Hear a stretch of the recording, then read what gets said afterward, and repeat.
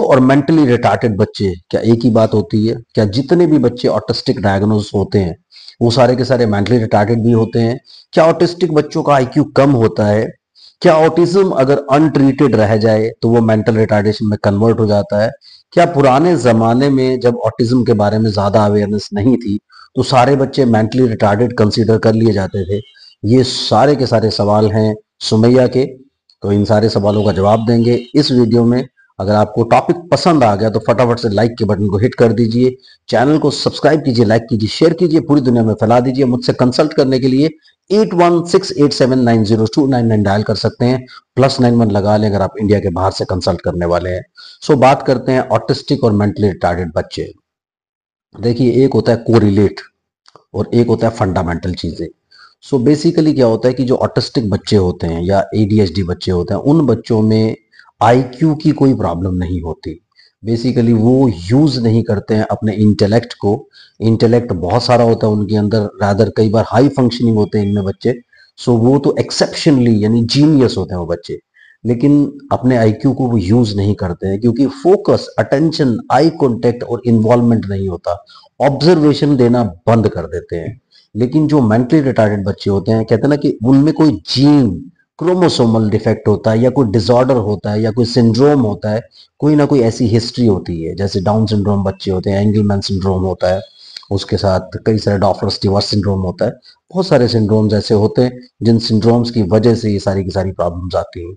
सो वो बच्चे कोई ना कोई जेनेटिक एनॉमली होती है उनमें, यानी जेनेटिक कोई ना कोई प्रॉब्लम होगा, क्रोमोसोमल कोई ना कोई प्रॉब्लम होगा।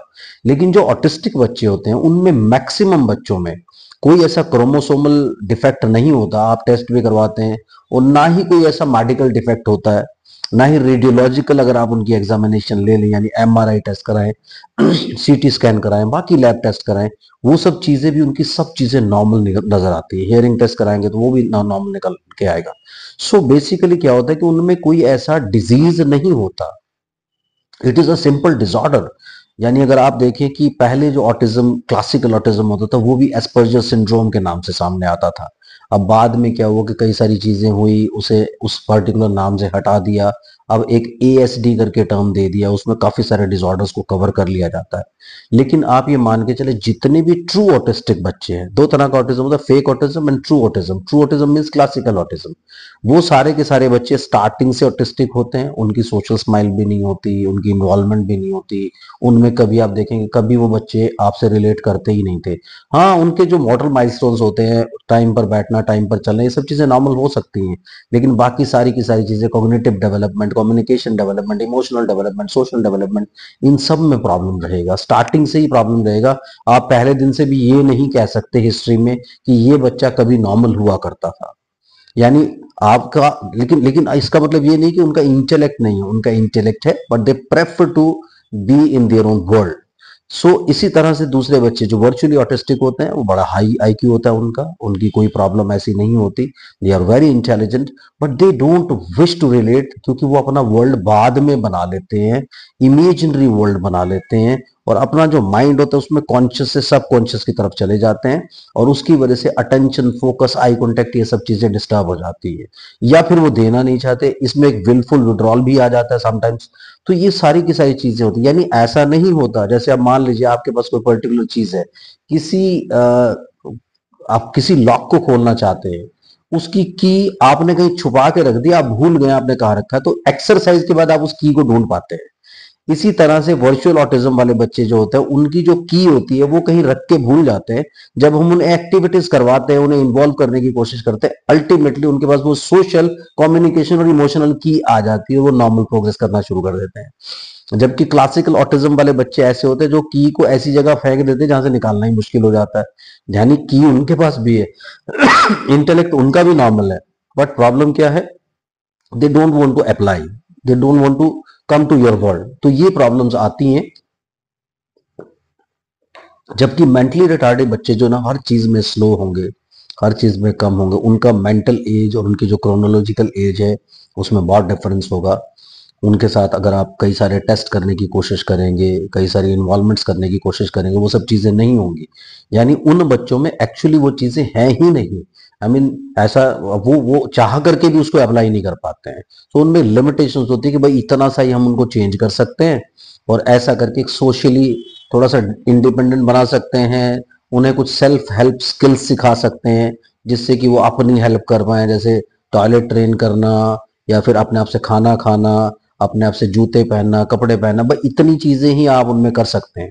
उसमें 3-4 कैटेगरीज होती है, जैसे माइल्ड मेंटल रिटार्डेशन होता है, सबसे पहले बॉर्डर रिटार्डेशन होता है, बॉर्डर लाइन, जिसमें अगर IQ 70-80 के आसपास होता है तो बॉर्डर लाइन आप कंसिडर करते हैं। वो नॉर्मल भी नहीं होते और उसके साथ साथ वो आप उनको मेंटली रिटार्डेड भी नहीं के बॉर्डर लाइन पे डालते हैं। यानी वो बच्चे बड़ा जोर लगा के 4th-5th स्टैंडर्ड तक पास कर सकते हैं। उसके बाद माइल्ड मेंटल रिटार्डेशन आ जाती है, जिसमें IQ 55 से 70 के बीच में होता है।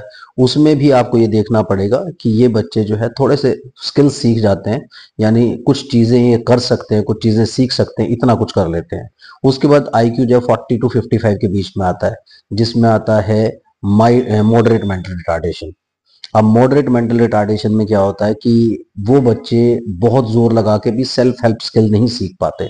जो 40 के नीचे चले जाते हैं IQ में, सीवियर मेंटल रिटार्डेशन या प्रोफाउंड मेंटल रिटार्डेशन, उन बच्चों में आपको सारी उम्र मतलब वो आप पे डिपेंडेंट रहते हैं। इवन वो फ्रेश होना, टॉयलेट ट्रेनिंग होना, खाना खाना, ये सब चीजें भी उनको नहीं आ पाती। So mental retardation is something a different field. और इसी तरह से ऑटिज्म का जो फील्ड है that is a very different field. उसमें इंटेलेक्ट का कोई प्रॉब्लम होता नहीं है। ये बच्चे नॉर्मल बच्चों के साथ पूरी तरह से रिलेट कर सकते हैं जब आप एफर्ट्स करते हैं, जब उनको इन्वॉल्व करने की कोशिश करते हैं। लेकिन जो मेंटली रिटार्डेड बच्चे होते हैं वो चाह करके भी रिलेट नहीं कर पाते। इनमें आप IQ नहीं कैलकुलेट कर सकते कि आप IQ कैलकुलेट करें, क्योंकि इनका एप्टीट्यूड आपको नहीं देखना। आपको पहले क्या करना है, इनको ऐसे लेवल पे लाना है, क्योंकि आप ये मान के चले कि IQ का प्रॉब्लम नहीं है। Why are you measuring IQ? कई स्पेशलिस्ट क्या करते हैं, वो IQ मेजर करते हैं, पेरेंट्स को दीजिए IQ 55 है इसका। लेकिन ये सब चीजें ठीक है, क्योंकि नेचुरल सी बात है कि जब उन्हें किसी भी परफॉर्मेंस IQ के टेस्ट के ऊपर आप रखने की कोशिश करोगे, क्योंकि IQ ऐसा नहीं कि आप मशीन पे फिंगर आप रखोगे तो IQ निकल के बाहर आ जाएगा। आपको परफॉर्मेंस देना होगा किसी पर्टिकुलर टेस्ट में। जब वो फोकस ही नहीं करेंगे उस चीज, वो कर सकते हैं, वो फोकस ही नहीं कर रहे हैं। जब वो फोकस नहीं करेंगे तो IQ कैसे निकल करके आएगा?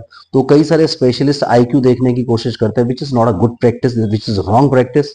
उसमें इन बच्चों को IQ कैलकुलेट नहीं करना चाहिए, क्योंकि हम मेंटल रिटार्डेशन की कैटेगरी में उनको जबरदस्ती फेंकने की कोशिश कर रहे हैं। सो दैट इज देयर, मतलब उनका एप्टीट्यूड कंप्लीटली होता है जो बच्चे क्लासिकल ऑटिज्म या वर्चुअल ऑटिज्म वाले होते हैं, लेकिन वो उसको अप्लाई नहीं करते। उनका इंटेलेक्ट कंप्लीटली नॉर्मल होता है, they can perceive the things, they can help the things out. उनको सिखाने पे वो चीजों को सीख भी जाते हैं इजीली। बट मेंटल रिटार्डेशन वाले जो बच्चे होते हैं उनमें एक जेनेटिक एलिमेंट जरूर होता है कुछ ना कुछ चीजों को लेकर के, और उसके अलावा काफी सारे डेवलपमेंटल एस्पेक्ट्स भी होते हैं जिसकी वजह से उनको उस तरीके से डायग्नोस किया जाता है। I hope this the things are very much clear. इसी तरह से कुछ और डाउट्स होते हैं तो डेफिनेटली उसको कमेंट सेक्शन में डाल सकते हैं। और यस, एक एस्पेक्ट रहेगा कि पुराने जमाने में जब ऑटिज्म की अवेयरनेस ज्यादा नहीं थी तो इनको मेंटल रिटार्डेशन में डाल दिया जाता था। यस, ऐसा होता था क्योंकि अवेयरनेस तो थी नहीं, लेकिन अभी बहुत अवेयरनेस है। इवन आपको भी इस वीडियो में अवेयर किया गया है। सो आपको अवेयर हो करके उनको देखना होता है। उनके टेस्ट वो वाले टेस्ट परफॉर्म करने जो टेस्ट इनके लिए जरूरी है, और मेंटल रिटार्डेशन में वो test IQ test main test होता है, वो जरूर उसमें डालना चाहिए। साथ में जेनेटिक काउंसलिंग इंपॉर्टेंट है। Thank you very much, bye bye.